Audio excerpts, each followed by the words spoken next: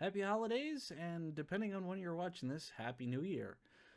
Totally looking forward to 2023. I'm recording this on December 30th, 2022.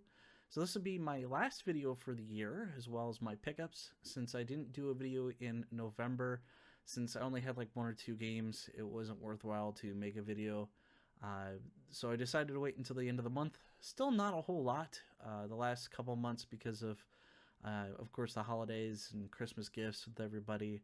I didn't focus or set aside money to really get more gaming related items. Especially with this one, there are a few that are not necessarily video games, but they are video game related. And I was spending a lot of time reevaluating for the end of the year, kind of my goals for next year as far as collecting goes, how my interests have changed in just 6 months.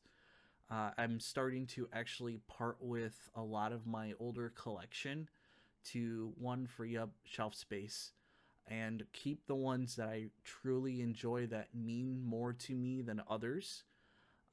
As I said before, the Dreamcast and Vita stuff will never leave because I've invested so much time into those collections that they do mean something to me.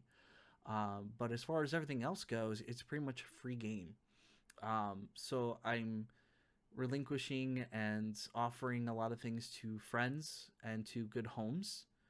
And it feels good to me to do that sort of thing. If I can help other people bolster their collections of what they really want, that's something I want to do. And especially if there are things that I haven't touched in many, many years that I have been sitting on for 10 plus years, and maybe in those 10 years have played it maybe once or twice.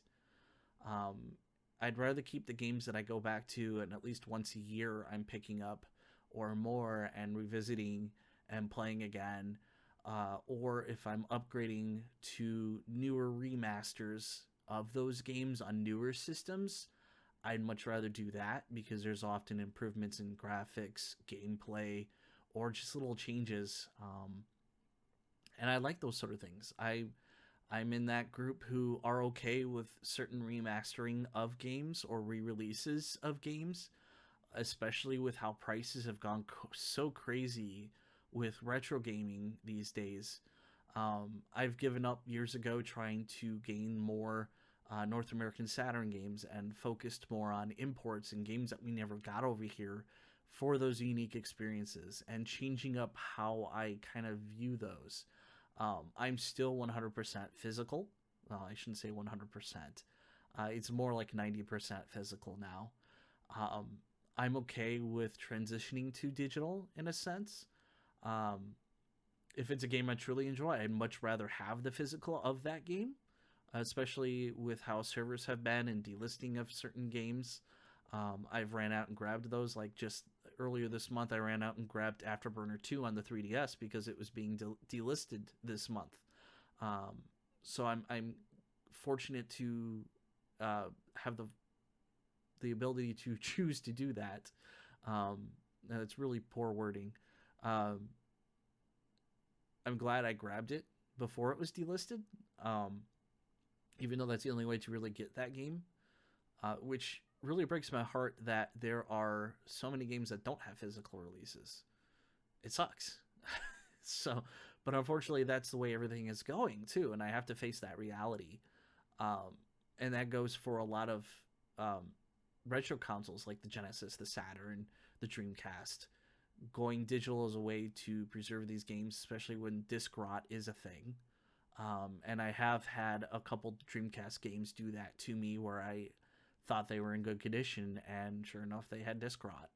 They weren't well taken care of, and I do my best to make sure I store them, at least the ones that I get, carefully. Make sure the temperature is good, that there's not too much humidity, um, and it's not too dry.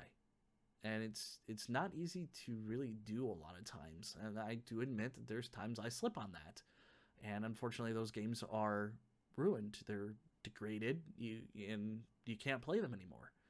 Um, so that kind of forces me to look at alternatives, whether it be emulating or whatever else. And I'm kind of ashamed to say that sort of thing because there's a lot of people that I'm very close with who are physical or nothing. And that's perfectly fine. But if I want to try a game, if I want to enjoy a game, and the only means to get it is digitally, I really have no choice. Um, there's a lot of games that even on the Genesis and Saturn I'll probably never get a chance to play that I'd like to. But either it's way too expensive, I'm not willing to invest $300 in a single game, and I'm going to look elsewhere. So, and those are just kind of the changes I'm going through personally, and refocusing on other hobbies. Like, I would like to definitely get more into arcade stuff. I have a goal for next year I hope to reach. I don't know if it's going to happen or not, but I'm doing what I can. And if that means selling off a lot of things to obtain that goal, so be it. It hurts a little bit to let go of some things, but again, if it makes other people happy, I will do it. I'd rather see smiles on other people. I guess in a sense, I'm a people pleaser to a degree. But also I feel like I'm sharing that. If somebody else can get enjoyment out of that, great. I'd rather have that and be able to share it that way. So yeah, that's kind of my thoughts going into 2023, and I'm sorry about that whole spiel, but we'll get into the games, I promise. We'll start off with Evil West, a game that I was kind of surprised at and a little disappointed in. The leveling system is very slow. I didn't care for that. The game is okay. It's very linear, with a little exploration in certain parts. Frustrating at times. The difficulty spike is kind of all over the place towards the end of the game. But yeah, it was all right. Not quite as good or fun, I should say, as Gungrave Gore, which I hope to pick a physical up at some point if I can find it. I haven't seen it here near me for some time. Then, of course, the big one I really enjoyed, Crisis Core, the remaster of the PSP game, and I do own the original on the PSP, and I really enjoyed it, so I wanted to see what changes they make to the gameplay in this, and it was pretty good. I spent a lot of time leveling up in this game. I just beat it last week.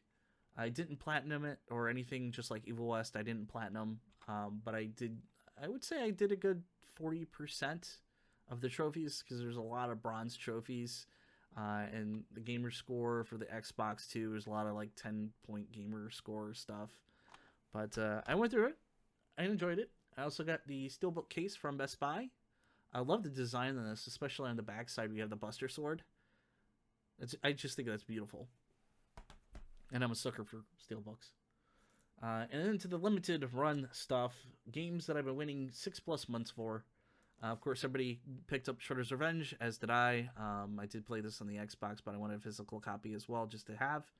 So got that on Switch, along with Donatello, who seems to be the common card most people got, which I'm okay with.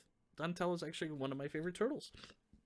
So, and then an impulse buy from Limited Run, Miku VR. And I don't even own a VR set for PlayStation 4, but I felt that this is just funny, and I'm a big fan of Miku. It's kind of one of my, what do they call it? Guilty pleasures. I love rhythm games, so I had to get at least that, even though I know you can't really play it without VR, or at least you don't get the full experience. And of course, got the little Miku card with it. Another oddity, I've been into FMV games for a little bit, especially with Night Trap and Fahrenheit and some other games that I've played. I've got American Hero, and I know this is the censored version. The PC one is uncensored. They really tried to make kind of an adult FMV game, which I thought was fun. I hope to go through this soon. I haven't had a chance to crack that one open yet, as well as the little collector card for that. And then probably one of the bigger games that I got in the last couple months that everybody's jumping on, especially if you're a Sega fan like me, Sonic Frontiers. Again, I really enjoyed this game. There are a few things I will admit was kind of disappointing, such as how desolate the levels felt, both the open worldness and the stages themselves. I just felt like they could do a little more. Not to say it wasn't fun. I loved blasting through the stages. I love the open world. I love the story, where they're heading. It's very much grounded, and how a lot of the characters are starting to go their own direction in things and getting away from being buddy buddy with Sonic in a sense. It's like the friendship is realizing they have to become their own person more and not be in Sonic's shadow for as long as they have. They're evolving. And I really like that. Even Robotnik himself is kind of evolving. You're seeing sides of him that haven't really been shown, or very little, in past games. And I really liked that. I really liked the writing that they did for the game. I thought that was probably my top thing for it. And just the different direction, and the music really got me. Loved the music in this. And I can't say I've really said that since probably Sonic Adventure and Sonic Adventure 2. And a lot of people compare this to those two games, but I really thought the orchestrated music on it was great. I also got the steelbooks for that game. So here is the Best Buy version, which I was a little disappointed in. It just very plain, just basic. You got Sonic Frontiers on the front, and then the symbol on the back side. Nothing too fancy, but thankfully GameStop had a ton of their steelbooks left over, so they were practically just throwing them at people. So I got theirs as well, which has Sonic on the front and the logo on the back side with a view of one of the stages, which I thought was much better. And of course the inside I think is really neat too, where you have just the symbol in that. So again, sucker for steelbooks. But speaking of the music in Sonic Frontiers, I got the 2-disc LP from Data Discs.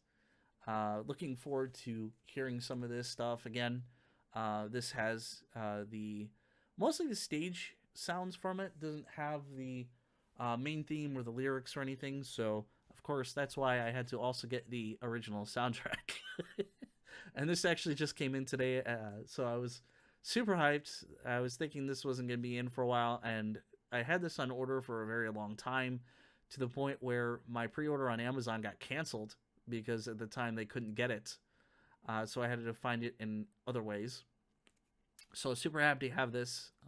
We'll be adding this to my playlist that I regularly listen to on my PC. And this is a chunky thing. I mean, this has got 6 discs in it.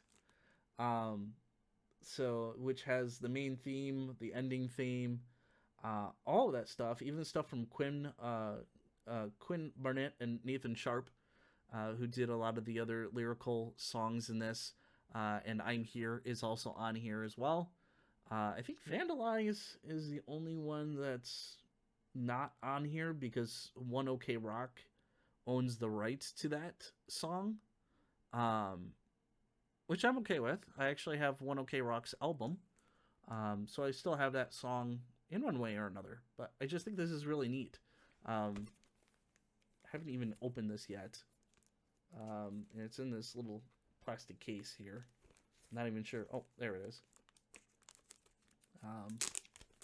Yeah, we'll just do a live unboxing. Why not? Right? Wow. Alright, so we have the OBS card here. And we have a nice little slip cover that it pulls out of. So you get Sonic on here. And it opens up. It looks like you have... Oh, wow. Okay. So we have a flap here with some of the stages. And it looks like a... the insert. Stillness in Motion.